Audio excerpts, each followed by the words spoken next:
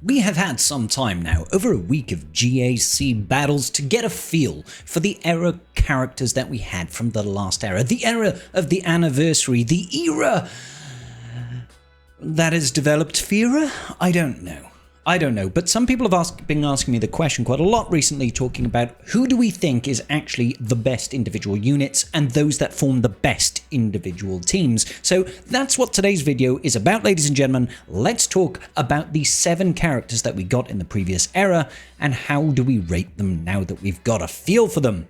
They came out of their purgery, out of their prison, out of their, I don't know, did I say purgery? I meant purgatory. Purgery is something entirely different. Anyway, let's have a chat. Alright, ladies and gentlemen, so what I'm going to do here is I'm going to talk about 5v5 and 3v3 comps, how I feel these teams perform overall. Now, I will say a little bit of context. I haven't used them all offensively, I don't have all the Omicrons, and I haven't used them all defensively and can't really see a lot of that information, so some of this is secondhand information.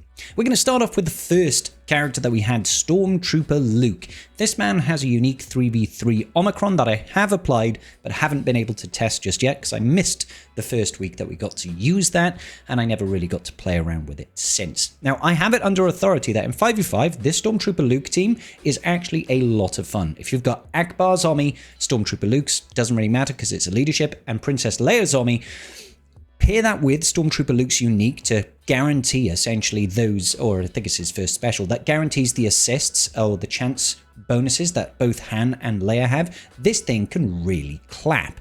We're using Chewbacca over here, and yes, that does break up a CLS team, but generally speaking, if you're going to be running a comp like this, you're most likely going to be largely past the point in which CLS has massive amounts of viability. Still a great team, but in late game, you might want to start mixing things up.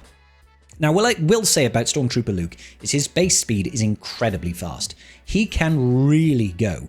I've got some mediocre mods on him and he's 339 speed, but you can get this guy like 350, 360, 370 at a push, and it will surprise people how quickly he can get the ball rolling.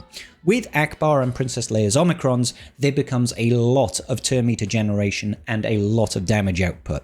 So one to consider, but I wouldn't necessarily call it a highly effective team to be using, and maybe not worth it in total.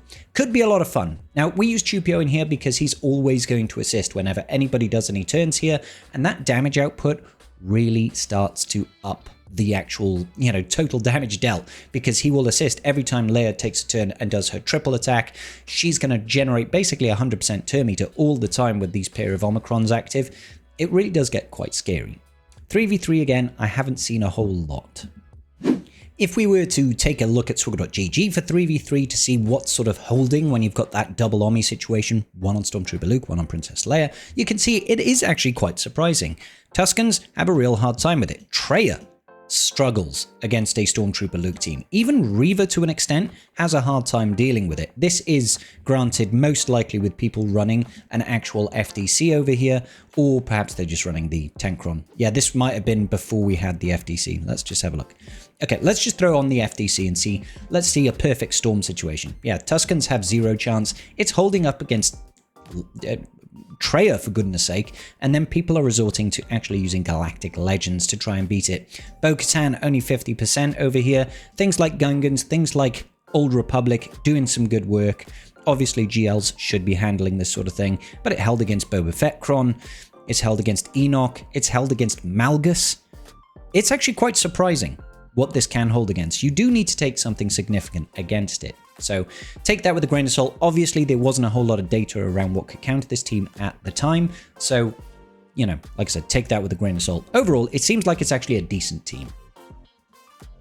Moving on then to IG-90. IG-90 belongs in an Afra team, and as far as I know, it doesn't really have viability in 3v3, so I haven't done a 3v3 comp. Now, in terms of 5v5, you can, of course, throw it with Afra, and it does go a long way to making that jabber counter a lot more reliable.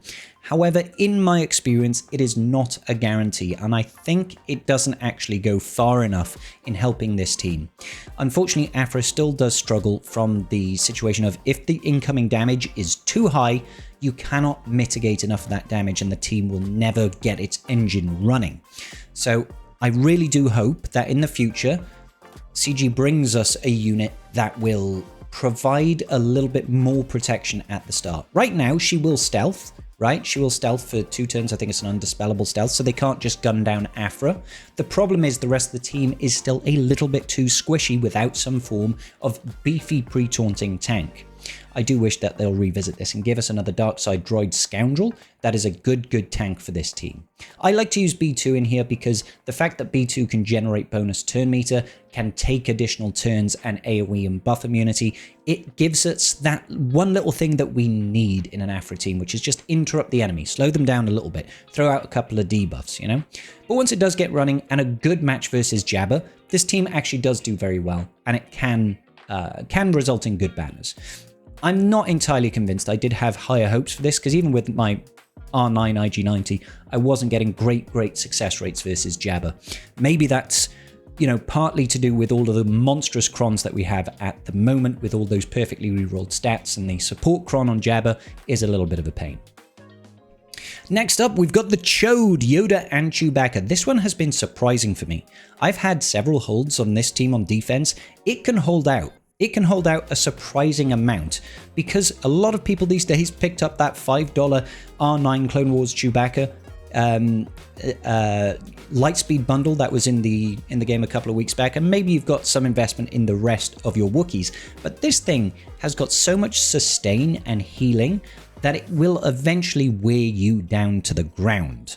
I had some great fun against this. I've seen some amazing holds. Let's check out swigger.gg and see what it has to say. Now, I am going to do this with both the Omicron and the Yoda and Chewie FDC just to see what are the hold rates looking like. In 3v3, not so great. Traya seems to be dealing with it quite well, and this is using Clone Wars Chewbacca and Clone Wars Chewbacca and Yoda and Chewie. Looks like teams like Traya and Balin are stomping it. Things like Seer Malicos absolutely destroying it. Bo-Katan, Mandalore, another one. You know, Starkiller. These are some big counters. It's held off against things like Gungans and CLS and Bad Batch and even Old Republic, most likely with that Zalbar Omicron. But how does it fare in 5v5? If we take out the GLs, let's just look at this Sans GLs at the moment. Looks like it's holding very well against teams like CLS. It's even got some holds against teams like Bo-Katan, and you would expect Bo-Katan to walk all over this because a lot of her damage is true damage, which circumvents all that bonus defense that they get. Traya over here certainly can beat it. This is going to be rather comp dependent and obviously mod and datacron dependent. Surprisingly, it's got great success at holding against things like Great Mothers, even Reva, which is wild. Holding out against things like Finn Zori to a certain degree, as well as Gungans, is incredibly impressive. So overall, there are some good teams that this thing can hold against, and that's really what we're really trying to lean into with these new teams is what can we use to surprise our opponent and get them to think a little bit about what they have to use offensively. So they don't just think, oh yeah, I'll get away with using CLS, and then, you know, they get that 26% drop, you know. That's where we're looking to try and gain an edge, is on these new teams. What can it hold out against? And this has got a decent supply of holds. Even against Afra holding there. Obviously, Traya, I don't know how this is happening. I mean, that's even no cleanups. How did that team work?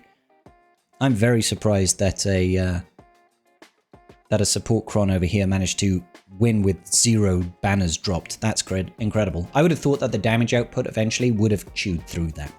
All right, cool. Now let's take a look at an Asajj team. I've not thrown in a full comp because there's going to be a variety of comps that people have been throwing at this, but overall a win percentage of only 55% against Asajj on defense is quite impressive.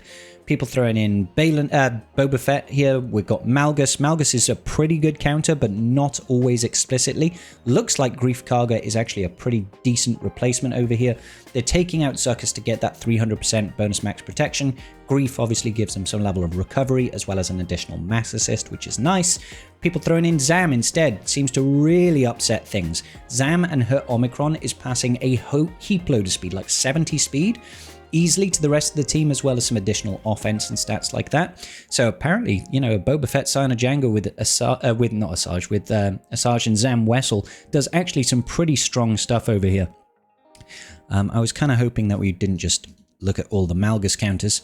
That would be ideal. CLS once again not performing too well. Even Gas failing up against this. Bo-Katan Mandalore not doing well. Traya not doing well. Reaver doing pretty solid. Great Mother's not doing well. There's some really surprising findings here. Gungan's failing. You know, like, there are some good things that this can hold against. I'm tempted to try and throw in, let's actually have a look. Just how good does Zam make this team exactly? I'm thinking Zam and her Omicron obviously must be giving quite a significant boost to this team. So let's go ahead and throw on that additional Omicron over there and let's see what the data looks like. An average win percentage of 40%. It closes out Malgus counters almost entirely. Similarly for CLS, no chance. Even Reaver over here, now obviously there are going to be permutations. There are going to be permutations of these teams that might work a little bit better than others. Bo-Katan, Mandalore are absolutely getting shut out as well. So yeah, pretty good team overall. Now, using this offensively, I haven't had that great of a time. I thought it was going to be like a surefire slam dunk team on offense, and it just didn't seem to do a whole lot. Personally, I have been using Zuckuss as a lead because I find Zuckuss's leadership to actually be really good, and without using the Asajj Datacron, I actually find that the Zuckuss level 9 with a good level 3 has got some good viability. Over here, obviously, it does get stumped by a lot of things, and Reaver over here obviously having fun, and we really need to swap this around to go on offense because it's really an offensive team. But I've used this offensively to do things like gun down a layer. Not in GAC, I've been doing it in Squad Arena because unfortunately it can't clean up the rest of the team, but you can actually just focus down Leia and kill her before she basically does anything. Just kind of nifty. Just waiting for that final piece of the puzzle to fall into place before I can really say. In 3v3, it's actually pretty good. There's a lot of damage output there. It just kind of struggles once again. Similar to Afra, it really needs some sort of engine behind it to get the ball rolling.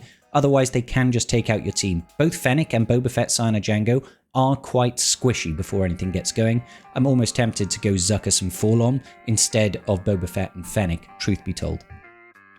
Inquisitor Barriss, ladies and gentlemen, Inquisitor Barriss. Now, I have been mixing things up with this girl, doing a few things, testing on both defense and offense, two different teams. Okay, so the first one that I've been using, Reaver, throwing in Inquisitor Barriss, 9th Sister and 7th Sister with that Datacron, okay, the FDC for Inquisitor Barriss. It locks out Phoenix completely because there's too much going on here. It gets out of hand really, really quickly.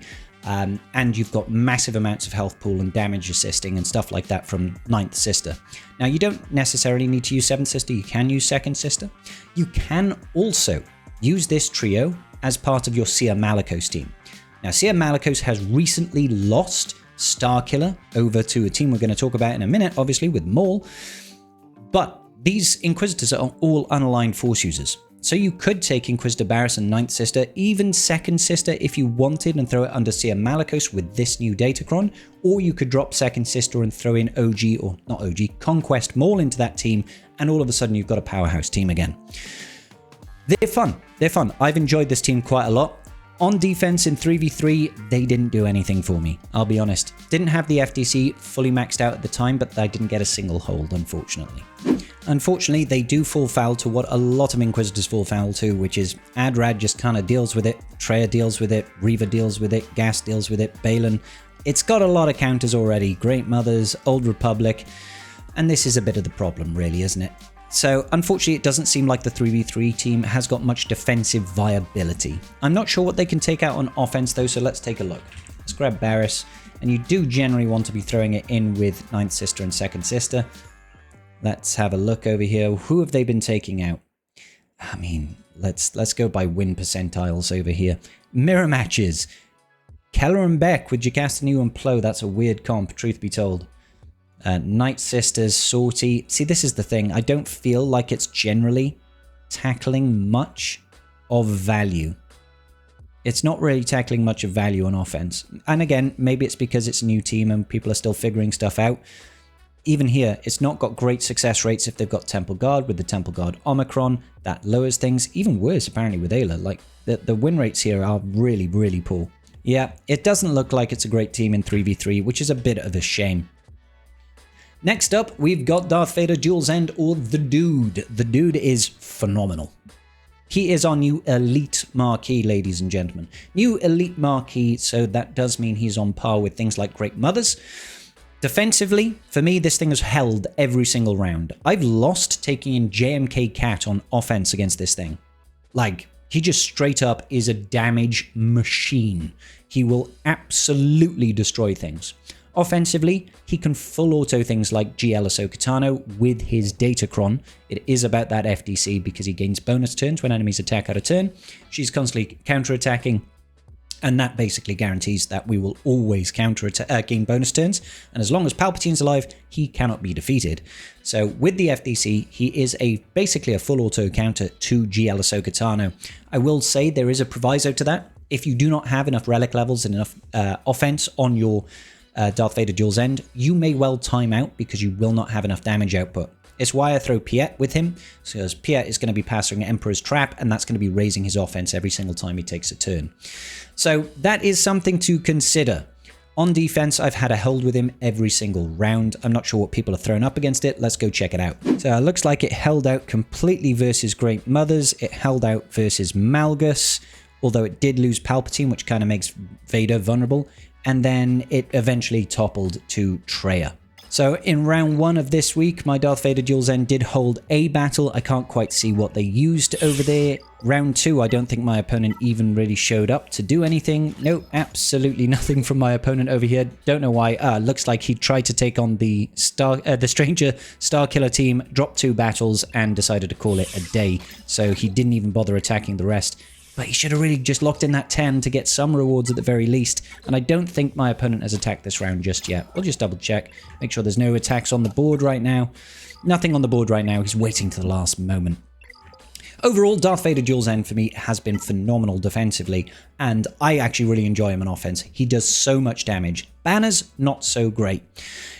In 3v3, once again, same thing. It can take out Glat. You need to have Piet. If you use that Emperor's Trap ability, focus on Darth Vader Duel's End. If they've got no AoEs, they've got to focus on Vader at least for a little bit. Anytime they assist attack out of turn, he's getting bonus turns with that focused Datacron. And like I said, massive amounts of damage being put out. He's also got, with that Omicron, a double fracture. And double fracture just does insane work. Just massive amounts of control on the field, completely slowing down the opponent.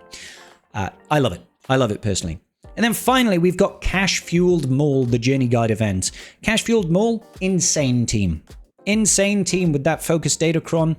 It is a big deal. If you don't have the focused Datacron, you can run Barriss with Cal using a Barriss Cron like I showed over there in my previous round. I've gone back and forth, sort of testing what works, what doesn't work defensively for me.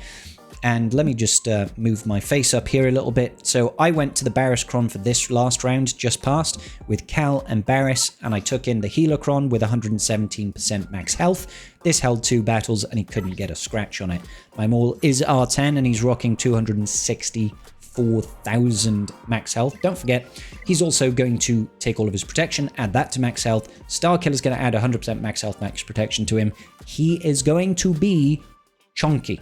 Chonky as they come, ladies and gentlemen. So very difficult team to put down. With his FDC, also incredibly difficult to deal with. You can use Visas or you could swap her out. They both have different strengths and weaknesses. Overall, it shuts down a lot of counters and makes the battles incredibly gnarly. I've lost very, very frequently using multiple teams to try and take this down. It is one of those teams, just like the Great Mothers in the days of old with their, bespoke Datacron. It can just win entire GACs and stop people from attacking full stop. Highly, highly valuable. Now, it remains to be seen whether or not that team will still have the same level of viability when his event comes back round. We still don't know from CG when Cash Fueled Maul is coming back. We are assuming it's not going to be for quite some time. He may show up at the end of this era, but I think it's unlikely. Normally, Journey Guide events, they go on a cadence of every 3 months, but CG did state in the original announcement that it would be a significant amount of time before he ever comes back again. What that means exactly, we don't know. Communication not entirely clear on Cash Fueled Maul just yet. We also don't at this point know the requirements for him, although we are going to assume that it's going to be Relic 5 for the marquees that were required for him. Whether or not he requires any additional units beyond that, we don't know. The reason I say I reckon it was going to be R5 requirements is because if we just check the rest of the Journey Guide unlocks in this tier, Starkiller full R5, Grand Inquisitor full R5, Afra R5, Jar Jar R5, Mace R5, We don't know for Maul. We don't know for Cassian just yet, right?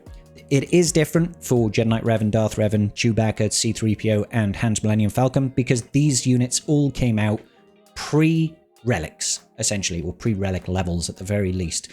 But everything else here is R5 requirements. Now, it could be more. They might be R6, they might be R7. The game has developed. We do have more access to relics at this point, so it could change. Take it with a pinch of salt, a fistful of salt. Punch yourself in the face with it. No, don't do that. We don't like violence.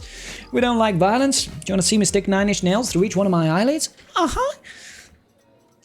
Okay. Good stuff. All right, ladies and gentlemen, that's going to do it for a roundup here today. Hope this video was at least a little bit enlightening to you, and I will see you all for GAC later and in the very next video. Peace out, and may the Force be with you.